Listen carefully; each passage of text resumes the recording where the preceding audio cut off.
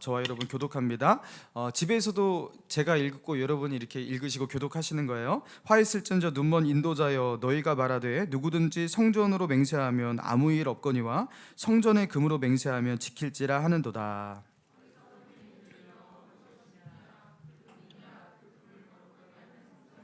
너희가 또 이르되 누구든지 제단으로 맹세하면 아무 일 없거니와 그 위에 있는 예물로 맹세하면 지킬지라 하는도다.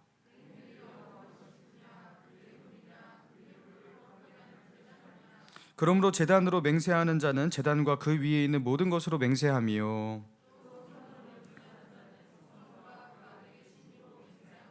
또 하늘로 맹세하는 자는 하나님의 보좌와 그 위에 앉으신 이로 맹세함이니라.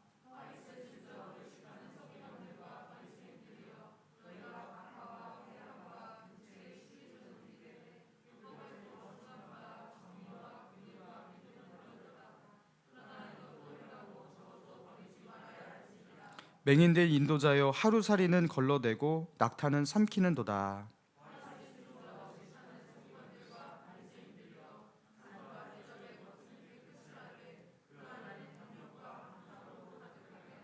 같이 했습니다. 눈먼 바리새인이여 너는 먼저 안을 깨끗이 하라. 그리하면 겉도 깨끗하리라. 아멘. 우리 설교 제목을 따라해 봅니다. 안을 깨끗이 하라. 그리하면 겉도 깨끗하리라. 예, 안을 깨끗이 하라. 그리하면 겉도 깨끗하리라라는 제목으로 본문의 말씀 중심으로 하나님의 은혜 나누기 원합니다. 예전에 금야 심요 기도회가 아니라 철야 기도회였던 아마 70년대 80년대 시절인 것 같습니다. 어떤 교회에 신실하신 집사님 한 분이 기도에 대한 열심과 열정을 가지고 철야 기도회에 참석하게 되었어요. 그리고 밤을 새워서 다음날 새벽이 될 때까지 이렇게 기도를 했잖아요. 자, 그렇게 기도를 합니다. 자기의 일상 속에서 그렇게 일하고 나서 교회에 와서 밤새워 기도한다는 거 여러분 얼마나 어렵습니까? 새벽 1-2시가 되니까요 여기저기 조는 사람이 생기기 시작합니다. 그리고 조금 더 시간이 지나니까 아예 대놓고 주무시는 분이 많았습니다. 자, 그러나 이 집사님은요 졸지 않아요. 그리고 뜨겁게 기도를 하는 거예요. 왜냐하면 평소에 기도의 어떤 훈련이 너무나 잘 되었던 집사님이기 때문에 홀로 뜨겁게 기도하고 있었습니다. 자, 그렇게 한참을 기도하다가 주변을 돌아보니까 다들 졸고 있는 거예요.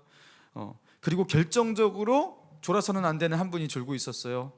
그 교회의 장로님. 이 장모님이 아예 주무시고 계시는 거예요. 그러니까 그 모습을 보고 있자니 너무나 한심한 생각이 들었다고 합니다. 그래서 하나님께 이렇게 기도를 했다고 합니다. 하나님, 우리 교회는 이것이 문제입니다.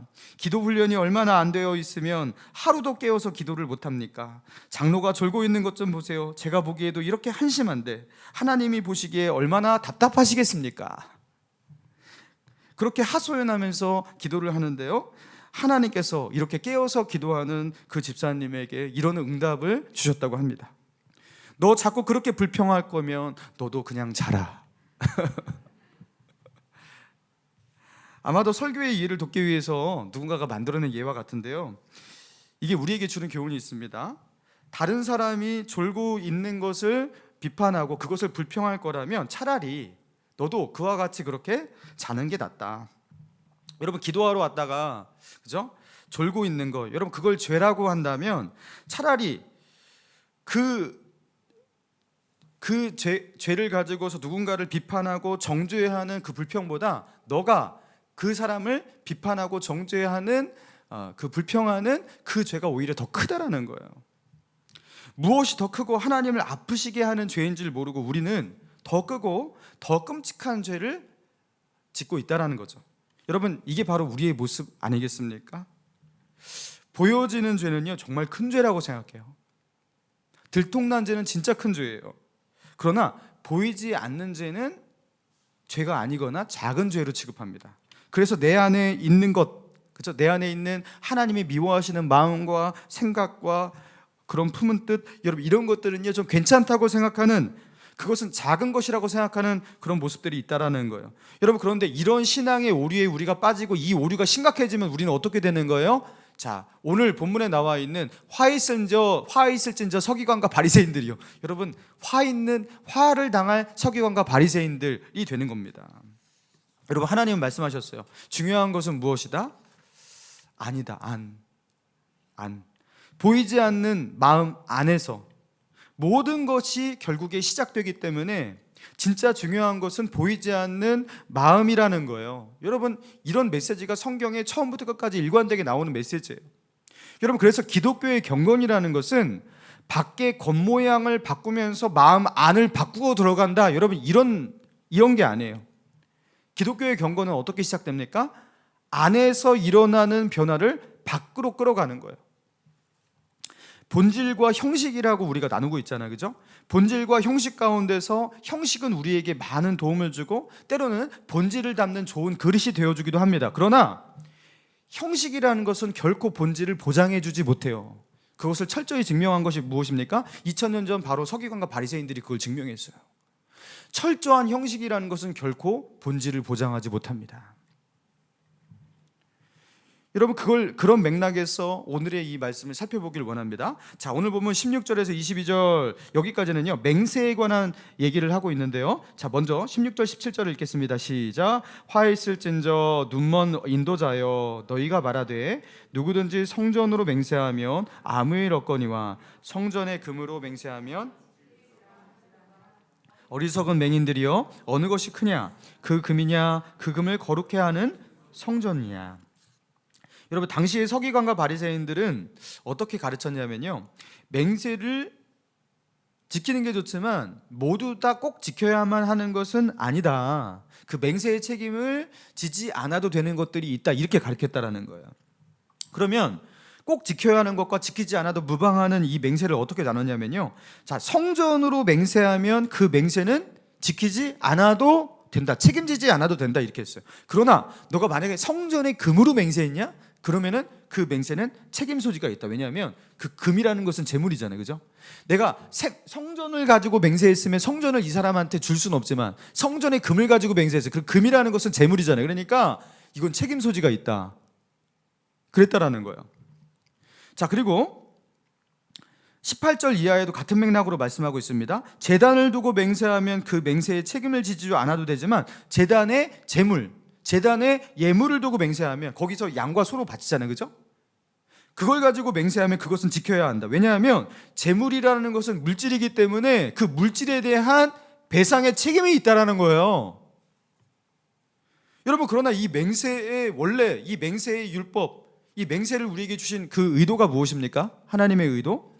레위기 19장 12절에 너희는 내 이름으로 거짓 맹세함으로 내 하나님의 이름을 욕되게 하지 말라. 나는 여호와이니라. 그리고 신명기 6장 13절에 내 하나님 여호와를 경외하며 그를 섬기며 그의 이름으로 맹세할 것이니라.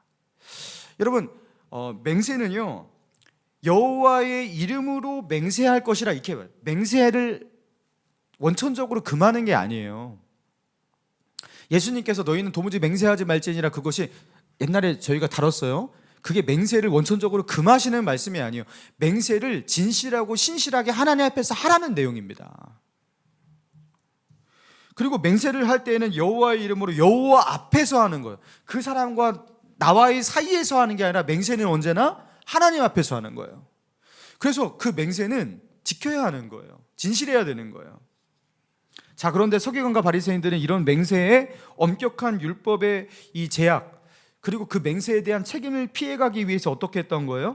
여호와의 이름으로 맹세하는 것 같이 하면서 상대가 신뢰하게, 나를 신뢰하게 만들고, 사실은 나는 여호와의 이름으로 맹세한 게 아니라 성전으로 맹세했는데, 이렇게 했던 거예요.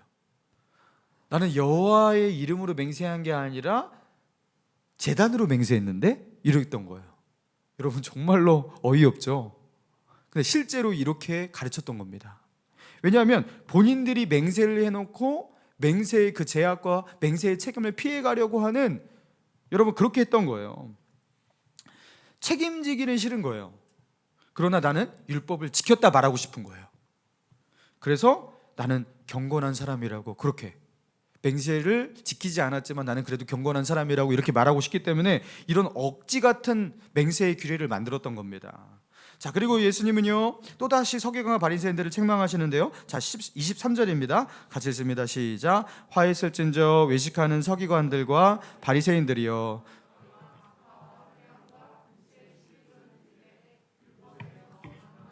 정의와 긍휼과 믿음은 버렸도다. 그러나 이것도 행하고 저것도 버리지 말아야 할지니라. 박하와 회양과 근체의 11조, 이게 무엇일까? 여러분 궁금하셨죠? 자, 박하와 회양과 근체는 무엇이냐면 다 비슷한 부류예요. 이거는 이제 보통 향신료로 쓰이기도 하고 어떤 향품으로 쓰이기도 하고 그리고 약품으로 쓰이기도 했어요. 그리고 박하, 회양, 근체 다 향이 나는 재료들이었어요. 그러니까 이거는요, 음식을 할 때 음식물에 어떤 향료로 이렇게 그죠, 첨가물 조미료 같이 이렇게 뿌리는 것으로 사용되기도 했어요. 그래서 이런 것들이 이스라엘 가운데 어떤 필요가 있었기 때문에 이거를 농작물로 대대적으로 농작을 하진 않지만 텃밭 같은 데다가 조금 심어가지고 필요한 만큼 심어가지고 그것을 사용하기도 했던 거예요. 그게 박하, 회양과 근체였어요. 그러니까 자기의 주 농작물인 밀이라든가 그 보리와 같은 많은 소출이 있지 않지만 텃밭에 조금 심어갖고 거두는 그런 것들.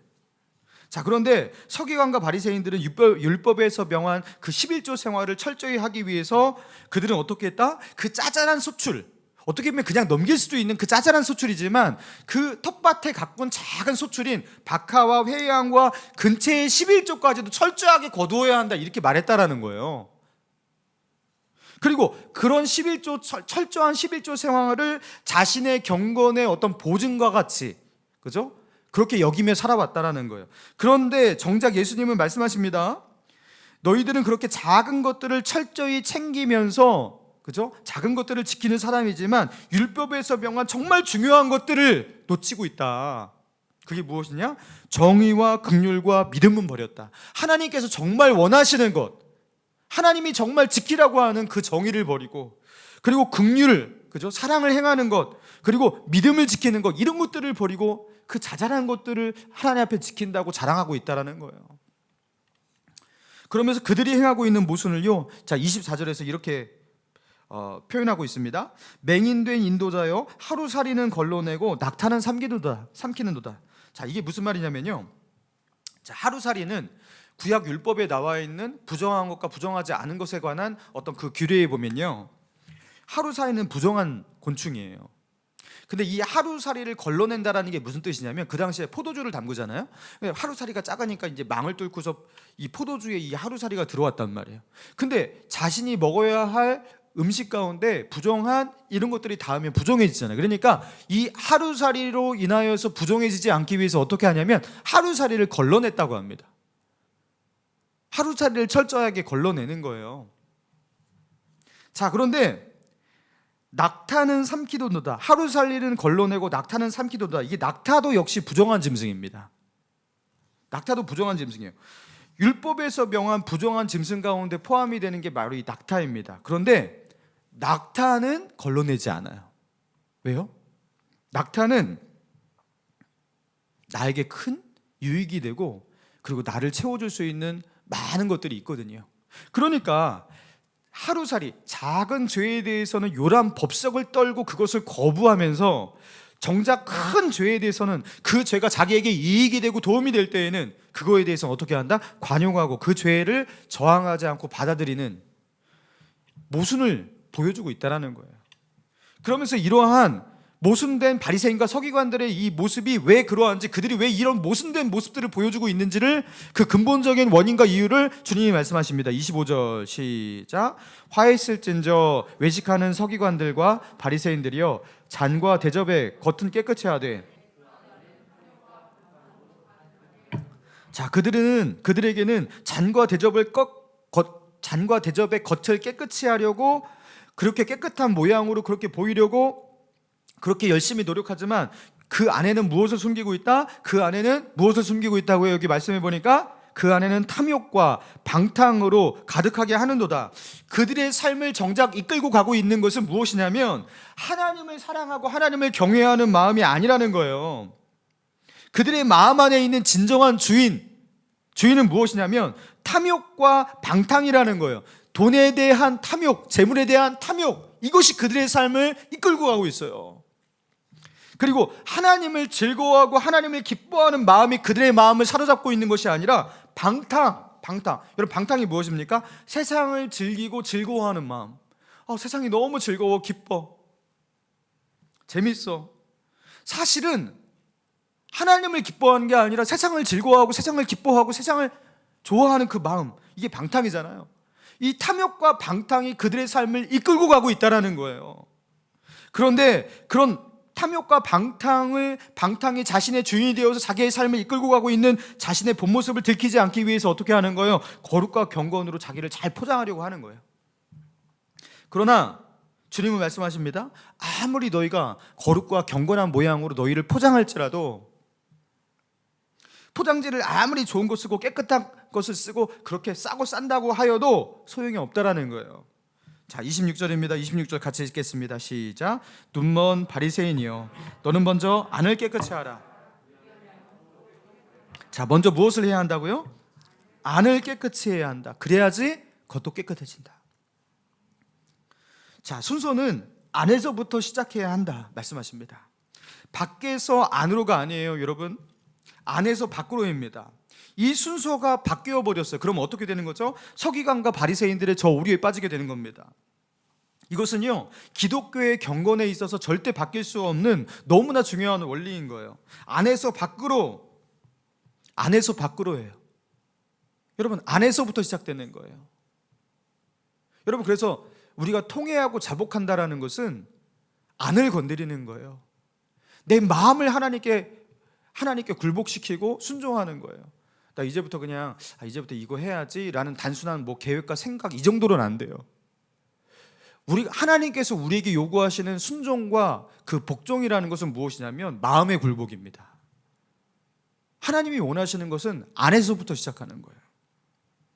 이거는 경건을 이루어가기 위한 시간적 순서이기도 하지만 가치상에서, 우선순위상에서도 밖보다는 아닌 겁니다. 하나님은 사무엘상 16장 7절에서 이렇게 말씀하셨어요. 사람은 외모를 보거니와 나 여호와는 중심을 보느니라.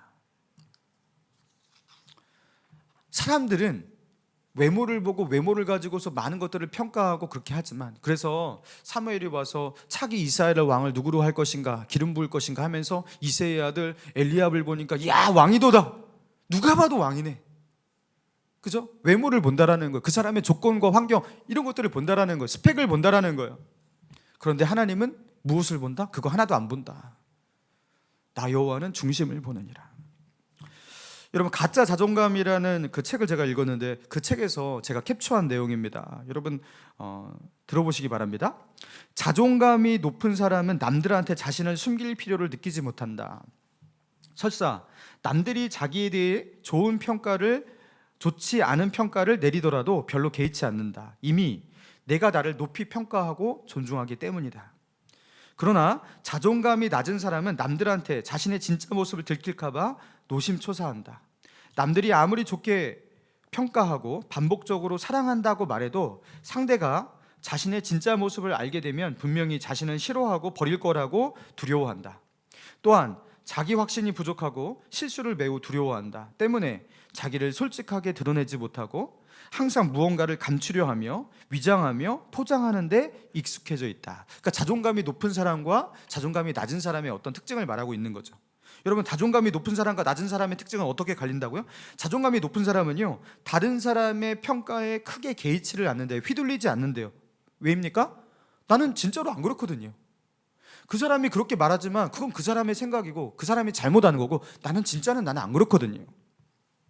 그러나 자존감이 낮은 사람은요, 다른 사람의 평가가 너무나 중요하고 그것에 좌지우지됩니다. 왜냐하면 그 사람의 말이 맞은 것 같거든요. 그리고 자존감이 높은 사람은요, 솔직하대요. 솔직하게 자기를 알리고 표현한다라는 거예요. 이게 원래의 자신이라고 자신을 그렇게 진솔하게 그렇게 알리는 겁니다. 그런데 자존감이 낮은 사람은 솔직하지를 못해요. 왜냐하면 다른 사람이 자기의 진짜 모습을 알게 된다면 자기를 싫어할까 봐, 자기를 미워할까 봐, 그래서 자기를 감추려고 한다라는 겁니다. 여러분, 그리스도인이 자존감이 높아질 수밖에 없고, 그리고 그래서 마음이 건강한 사람이 될 수밖에 없는 이유가 있습니다. 그것이 무엇입니까? 우리는 이미 하나님께서 내 마음을 다 아시고 있어요. 다 훤히 들여다보고 계시고 있다는 것을 알고 있어요. 내가 품은 생각과 동기와 뜻을 하나님이 다 아셔요. 근데 뭐 숨길 게 있냐고요. 전지전능하신 하나님, 창조주 하나님, 모든 사람의 눈도보다 훨씬 더 중요하신 하나님이 내 마음속을 다 들여다보시고 다 알고 계시는데 숨기는 게 도대체 무슨 의미가 있냐고요. 그게 예수의 사람들은요, 이 세상에 대한 세계관 자체가 다르기 때문에요, 이게 차원이 다른 어떤 시각을 가지게 되는 거예요. 아니, 숨겨서 뭐 하냐고요. 그 의미가 없어요. 그래서 그리스도인은 진실할 수 있어요. 솔직할 수가 있어요. 정직할 수 있어요. 자기의 있는 모습 그대로를 마주할 수가 있는 거예요. 그리고 그리스도인에게 가장 중요한 평가는 무엇입니까? 그 사람들의 평가, 그것도 뭐 중요하지 않은 건 아니에요. 그렇지만 그 평가보다 진짜 중요한 평가가 우리들에겐 있어요. 그게 무엇입니까? 하나님의 평가예요. 사람들이 아무리 나를 어떻게 평가하는데 그것이 나의 인생을 좌지우지하지 않아요. 나의 영혼을 결정하지 않아요. 그렇지만 하나님의 평가는 그건 끝이에요. 그거는 절대적인 거예요. 늘 하나님을 의식하고 보는 사람 아무도 없는 곳에서도, 그렇죠? 그 캄캄한 곳에서도 그 하나님의 눈을 의식해서 살고 있기 때문에, 그렇죠? 그러니까 차원이 높은, 너무나 기준이 높은 그 하나님의 기준으로 늘 나를 그렇게 점검하고 있기 때문에 사람의 평가에 휘둘릴 필요가 없어요. 그래서 하나님을 의식하며 살아가는 그리스도인은요, 자존감이 높은 사람, 그 마음이 건강한 사람의 그 모든 조건을 갖추게 되는 겁니다. 여러분, 그래서 예수를 믿은 지 얼마 안 됐어요. 그러면 이해가 돼요. 그렇지만 예수를 믿고 경건에 힘쓰는 생활이 오래됐어요. 여러분, 그러면 그 사람의 내면은 건강해질 수밖에 없는 겁니다. 건강해질 수밖에 없어요. 그런데요, 세상적인 시각으로 본다면 사실 마음이라는 것은 무엇입니까? 보이지 않는 것이에요. 보이지 않는 것이에요. 마음은 자기밖에 모르는 것이에요. 심지어 자기도 모르기도 해요. 자기도. 그래서 이 마음이라는 것은 세상적인 시각으로 볼 때는 크게 신경 쓰지 않아도 되는 것이에요. 중요한 것은 무엇입니까? 보여지는 거예요. 그래서 사람들에게 표현되는 거예요. 그래서 표현되는 말을 조심해야 되고 행동을 조심해야 되고, 그래서 그것 때문에 그 말과 행동의 실수 때문에 내가 불이익을 받지 않아도 되는 그 정도까지 신경 쓰면 되는 거예요. 그래서 말과 행동, 어떤 이런 보여지는 것은 조심하지만 굳이 보이지 않는, 드러나지 않는 마음까지는 신경 쓰지 않는 것, 마음을 관리하는 데는 철저할 필요가 없다라는 것, 여러분, 이게 세상적인 관점이죠. 자, 그런데 그리스도인은 어떻게 합니까? 마음은 어떤 곳이에요? 하나님이 거하시는 성전이라고 합니다. 하나님이 불꽃 같은 눈동자로 살피시는 어두운 곳이 아니라 환한 곳이에요. 하나님은 내가 행한 행동만 보시는 것이 아니라 그 동기와 이유를 살피시는 분이에요.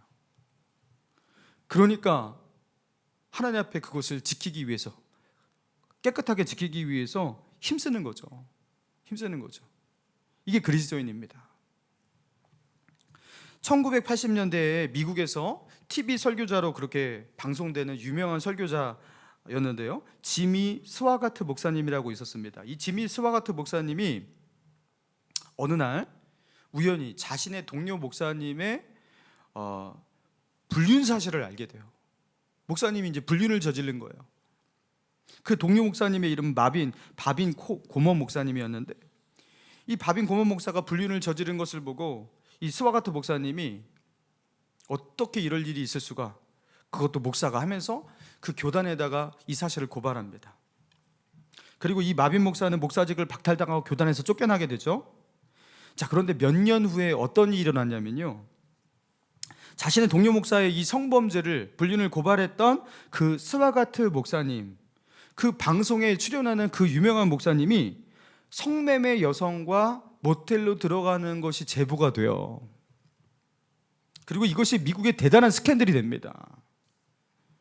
그래서 그 스와가트 목사님도 역시 교단에서 쫓겨나고 이제 사역을 그만두는 그런 일이 일어났어요. 여러분, 이런 일이 뭐 갑작스럽게 일어난 일이겠습니까? 갑자기 어느 날 실수로 성매매 여성을 불러다가 그렇게 그런 데다가 가고 뭐 이런 일이 뭐 갑작스럽게 그렇게 일어나겠냐라는 거예요. 그렇지 않죠. 어떤 그 분위기가 있고 그 전조 현상이 있고, 여러분, 그런 죄를 짓기까지 여러 차례 많은 반복된 죄악들이 있었을 거예요. 여러분, 그러니까 몇 년 전에 이 스와가트 목사님이 자기 동료 목사의 성범죄 그 불륜 사실을 보고 그 문제를 고발할 때 그 고발, 그걸 가지고 비판하고 정죄하는 그 일을 하는 것이 아니라 그것을 자신에게 주시는 하나님의 메시지로 그렇게 받아들였다면 어땠을까? 그랬다면 얼마나 좋았을까? 여러분, 그런데요, 그렇게 하지를 못한다는 거예요. 이게 너무나 쉬운 일 같지만 그렇게 잘 안 된다는 거예요. 왜입니까? 자기의 죄는요, 아직 세상 사람들이 모르거든요. 아직 사람들에게 드러나지 않은 죄거든요. 이거는 숨겨진 죄악이거든요. 마음 안에서 일어난 것이거든요. 그러니까 이것은 작은 죄예요. 작은 거예요. 그러나 드러난 죄는요, 큰 죄예요. 여러분, 우리는 그렇게 생각합니다. 사랑하는 성도 여러분, 오늘 이 본문의 말씀에서 하나님께서 우리에게 가르치는 중요한 영적 깨달음은 바로 이것입니다. 드러나지 않은 죄, 발각되지 않은 죄, 마음 안에서 시작된 죄, 그 죄를요, 발각된 죄, 폭로된 죄, 너무나 부끄럽고 수치스러운 그런 죄들과 똑같이 심각한 죄로 바라보아야 한다는 거예요. 서기관과 바리새인들은 그렇게 하지 못해서 저 외식하는 그 오류 가운데 그렇게 빠져들었다는 거예요.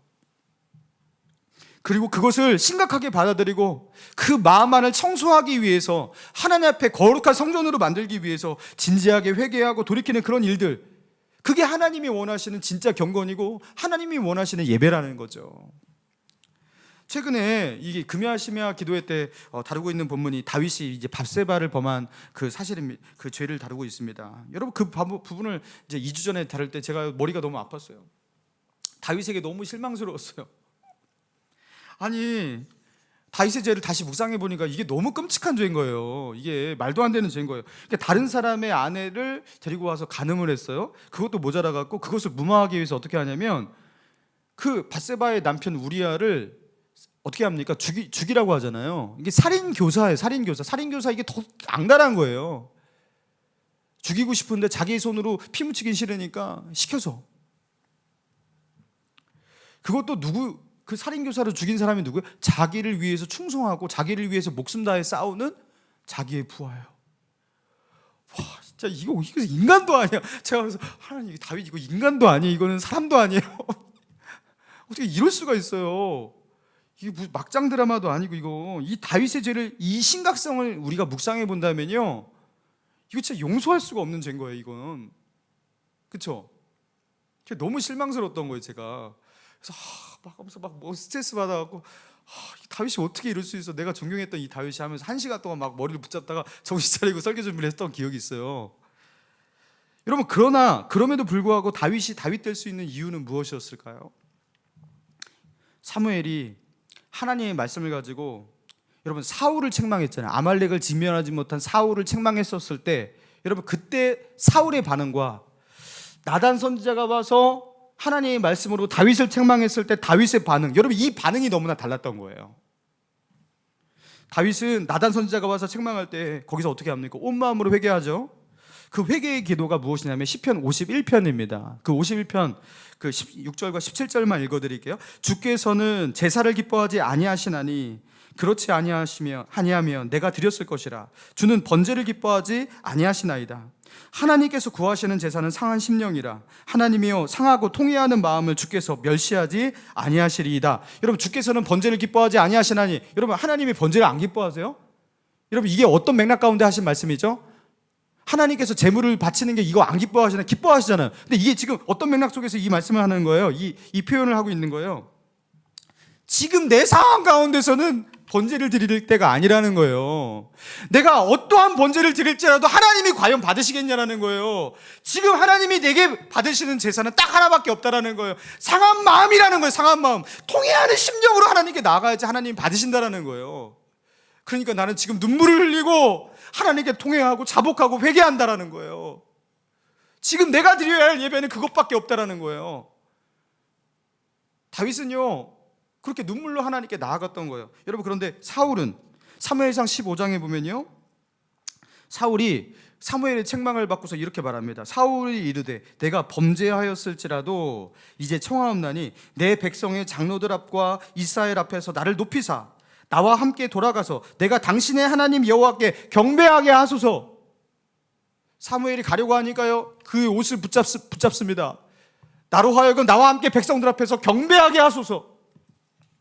여러분, 지금 하나님을 경배할 때냐고요. 지금 사울은 회개할 시간에 진심으로 회개를 하지 못합니다. 가슴을 쳐야 할 시간에 가슴을 치지 않습니다. 그리고 백성들 앞에서 여호와를 경배하자고, 하나님께 경배하자고 합니다. 회개는 다음에 하자, 적당히 하자. 그리고 지금은 하나님을 경배하자. 뭐가 중요한지를 몰라요. 하나님이 정말 원하는 예배가 무엇인지를 몰라요. 사랑하는 성도 여러분, 지금 우리의 모습이 바로 이 사울의 모습 아니겠습니까? 회개를 먼저 해야 할 사람이 하나님을 경배하겠다고. 여러분, 그렇게 하나님이 정말 원하시는 제사가 무엇인지를 모르고 딴 제사 드리고 있지 않냐. 신앙인으로 이렇게 살아도 괜찮겠지, 잘 살 수 있다고, 별 문제 없다고. 여러분, 그러면서 그죠? 가슴을 쳐야 할 시간에 여러분 다른 것 하면서 하나님이 기뻐하시겠지, 좋아하시겠지 이러고 있지 않냐라는 거예요. 여러분, 우리는 때로 많은 착각에 빠집니다. 나는 무슨 일이 있어도 나는 철저하게 예배를 드리는 사람이니까 주일 예배 나는 절대 안 빠져, 지각 절대 안 해, 11조 생활 그거 기본이지, 나는 헌금 생활 다 철저히 해, 무슨 일이 있어도 난 이것만큼은 해, 그것도 내가 어떻게 하더라도 주일만큼은 내가 봉사도 하지, 너도 선교도 하지, 그러니까 나는 괜찮아. 여러분, 이게 무엇이냐면 바리새인과 서기관들이 범했던 잔과 대접의 겉은 깨끗이 하되, 여러분, 우리가 그렇게 하는 거예요. 잔과 대접의 겉은 깨끗이 하되 드러나는 신앙의 어떤 모습들, 형식들, 이런 것들을 철저히 지키는 거예요. 그걸 깨끗이 하는 거예요. 근데 하나님이 보시는 것은 무엇이다? 하나님께서 정말 중요하게 여기시는 것은 너의 마음을 지배하고 있는 너의 마음의 진정한 주인이 무엇이냐. 하나님은 그렇게 물으신다라는 거예요. 너의 삶을 움직이고 있는 진정한 가장 큰 동기는 정말 하나님이 맞냐? 너는 탐욕과 방탕이 너를 이끌고 있느냐, 아니면 하나님을 기뻐하고 하나님을 즐거워하는 그런 마음으로 살고 있느냐? 너의 가슴에 손을 얹고 너 자신에게 물어보라는 거예요. 사랑하는 성도 여러분, 여러분의 마음의 주인이 무엇입니까? 여러분, 무엇을 기뻐하고 무엇을 즐거워하고 있습니까? 여러분 마음의 주인이 무엇입니까? 우리 삶의 가장 큰 동기가 무엇입니까? 사랑하는 성도 여러분, 하나님은요 안과 밖을 골고루 보시는 분이 아니에요. 하나님은 오직 안만 보시는 분이에요. 안이 거룩하면 밖은 저절로 거룩해지기 때문에. 사람은 외모를 보거니와 하나님은 중심을 보신다고 하셨어요. 그래서 안을 깨끗이 해야 합니다. 마음의 동기와 생각을 깨끗이 해야 합니다. 안을 깨끗이 하라, 그리하면 겉도 깨끗하리라. 이 말씀을 부여잡고 하나님이 기뻐하시는 진정한 거룩함으로, 하나님이 기뻐하시는 진정한 예배로 나아갈 수 있는 저와 여러분 되기를 주님의 이름으로 축원합니다.